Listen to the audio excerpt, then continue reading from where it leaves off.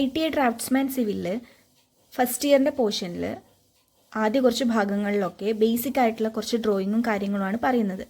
അതിൽ പോളിഗൺസിൻ്റെ കുറച്ച് കൺസ്ട്രക്ഷൻ മെത്തേഡുകൾ പറയുന്നുണ്ട്. അപ്പോൾ അതാണ് ഇന്നിവിടെ നമ്മൾ നോക്കാൻ പോകുന്നത്. അതിൽ ഫസ്റ്റ് നമ്മൾ നോക്കാൻ പോകുന്നത് ഈ കാണുന്ന ഒരു ഹെപ്റ്റഗൺ വരയ്ക്കുന്ന മെത്തേഡാണ്. റെഗുലർ ഹെപ്റ്റഗൺ ആണ് വരയ്ക്കുന്നത്.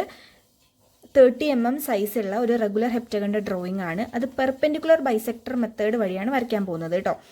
ഒത്തിരി മെത്തേഡുകൾ ഹെപ്റ്റഗണിന് ഇതിൽ തന്നെ പറയുന്നുണ്ട്. അതിൽ പെർപെൻഡിക്കുലർ ബൈസെക്ടർ മെത്തേഡ് വഴി നമുക്ക് എങ്ങനെയാണ് ഒരു ഹെപ്റ്റഗൺ വരയ്ക്കുന്നതെന്ന് നോക്കാം.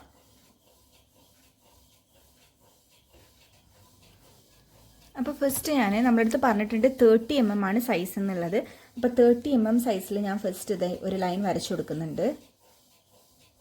30 mm സൈസിൽ ഈ ലൈനിന് ഞാൻ ഈ ഭാഗത്ത് എ എന്നും ഇവിടെ ബി എന്നും പേര് കൊടുത്തിട്ടുണ്ട്.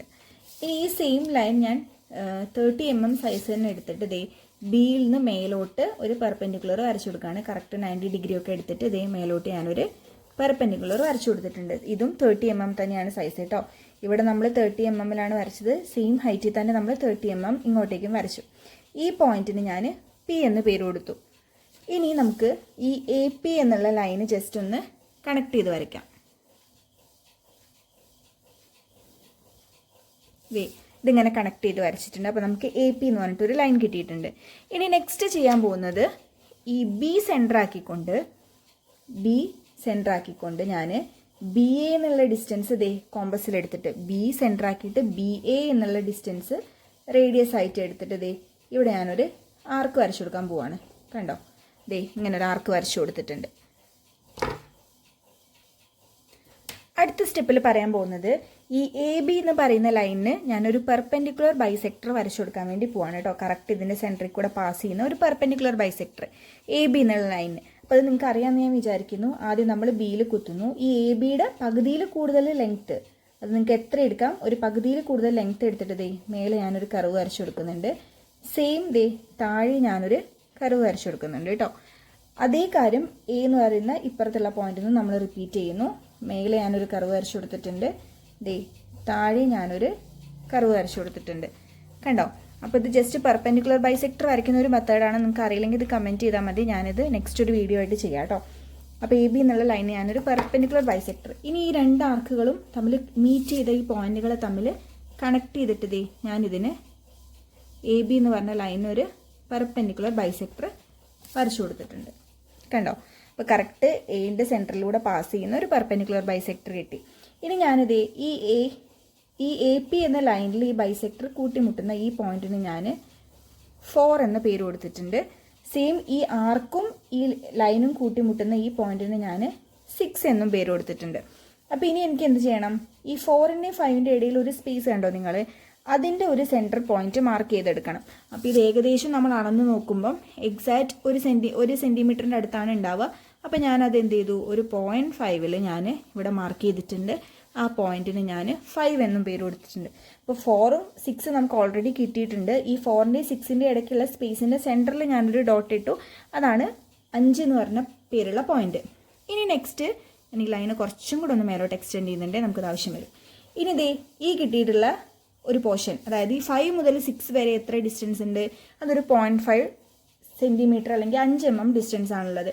ആ 5 mm ഡിസ്റ്റൻസ് ഞാൻ 6 നിന്ന് മേലോട്ട് മാർക്ക് ചെയ്ത് കൊടുത്തു. ദേ ഇവിടെ മാർക്ക് ചെയ്ത് കൊടുത്തു. ആ പോയിന്റിന് ഞാൻ 7 എന്ന് പേര് കൊടുത്തു. സെയിം എഗെയിൻ ഞാനൊരു പോയിന്റ് ഇവിടെ നിന്ന് വീണ്ടും 0.5 സെൻറ്റിമീറ്റർ എടുത്തിട്ട് അതിന് 8 എന്നും പേര് കൊടുത്തു. അപ്പോൾ നിങ്ങൾക്ക് മനസ്സിലായി എന്ന് വിചാരിക്കുന്നു. 4ഉം 6ഉം ഓൾറെഡി നമുക്ക് കിട്ടി. അതിൻ്റെ സെൻറ്റർ പോയിന്റ് ആണ് 5. ഇനി ഈ 5 മുതൽ 6 വരെയുള്ള ഈ ഒരു ഹാഫ് ഡിസ്റ്റൻസ് ഇല്ലേ, അത് ഞാൻ 6ൽ നിന്ന് മേലോട്ട് മാർക്ക് ചെയ്തു. അവിടെ ഞാൻ 7 എന്ന് പേരെടുത്തു. എഗെയിൻ അതൊന്നും കൂടെ മാർക്ക് ചെയ്തു. അതിന് ഞാൻ 8 എന്ന് പേര് കൊടുത്തു. അപ്പോൾ നമുക്ക് ഇതാണ് നമ്മുടെ സെൻറ്റർ എന്ന് പറയുന്നത്.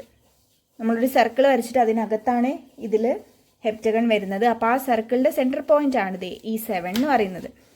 ഇനി ഒന്നുമില്ലാതെ ഈ 7 സെൻറ്റർ ആക്കിക്കൊണ്ട് ഈ 7A എന്ന് പറയുന്ന ഡിസ്റ്റൻസ് എടുത്തിട്ട് 7A എന്ന് പറയുന്ന ഈ ഡിസ്റ്റൻസ് കേട്ടോ, 7 മുതൽ A വരെയുള്ള ആ ഡിസ്റ്റൻസ് എടുത്തിട്ട് ഞാനൊരു സർക്കിൾ വരച്ചു കൊടുക്കാൻ പോവാണ്.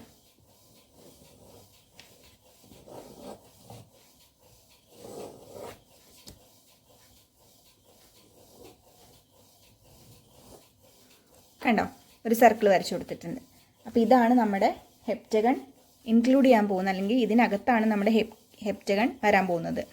അപ്പോൾ നമുക്ക് ബാക്കി കാര്യങ്ങളും കൂടെ നോക്കാം. അപ്പോൾ ഇനി നോക്കാനുള്ളത് ഈ കാണുന്ന AB ആണ് നമ്മുടെ ഹെപ്റ്റഗണിൻ്റെ ഒരു സൈഡ് എന്ന് പറയുന്നത്. AB എന്ന് പറയുന്നതാണ് നമ്മുടെ ഹെപ്റ്റഗണിൻ്റെ ഒരു സൈഡ് എന്ന് പറയുന്നത്. അപ്പോൾ ഈ സെയിം ഡിസ്റ്റൻസ് നമുക്ക് കോമ്പസിലെടുത്തിട്ട് രണ്ട് സൈഡിലോട്ടും ഇങ്ങനെ മാർക്ക് ചെയ്ത് കൊടുക്കാം. കണ്ടോ, ഇവിടെ മാർക്ക് ചെയ്ത് കൊടുക്കുന്നു ഞാൻ. എഗെയിൻ ഇത് ഞാൻ ഇവിടെ മാർക്ക് ചെയ്ത് കൊടുക്കുന്നുണ്ട്. അതുപോലെ തന്നെ രണ്ട് സൈഡിൽ നിന്നും സെയിം ഡിസ്റ്റൻസ് എടുത്തിട്ട് ഈ സർക്കിളിൽ കംപ്ലീറ്റ് നമുക്ക് ആ ഒരു ഡിസ്റ്റൻസ് കംപ്ലീറ്റ് ആവുന്നവരെ മാർക്ക് ചെയ്ത് കൊടുക്കാം. കണ്ടോ, ഇനി എന്ത് ചെയ്യാം, ഈ പോയിന്റുകളൊക്കെ തമ്മിൽ കണക്ട് ചെയ്ത് വരച്ചു കൊടുക്കാം.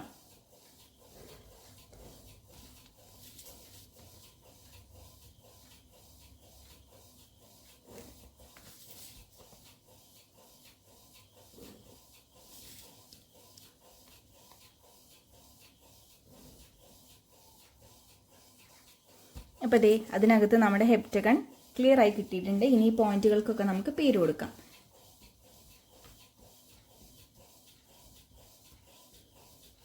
കണ്ടോ, അപ്പോൾ ഇതാണ് നമ്മുടെ പെർപെൻഡിക്കുലർ ബൈസെക്ടർ മെത്തേഡ് വഴി വരച്ചിരിക്കുന്ന ഹെപ്റ്റഗൺ. എല്ലാവർക്കും മനസ്സിലായെന്ന് വിചാരിക്കുന്നു.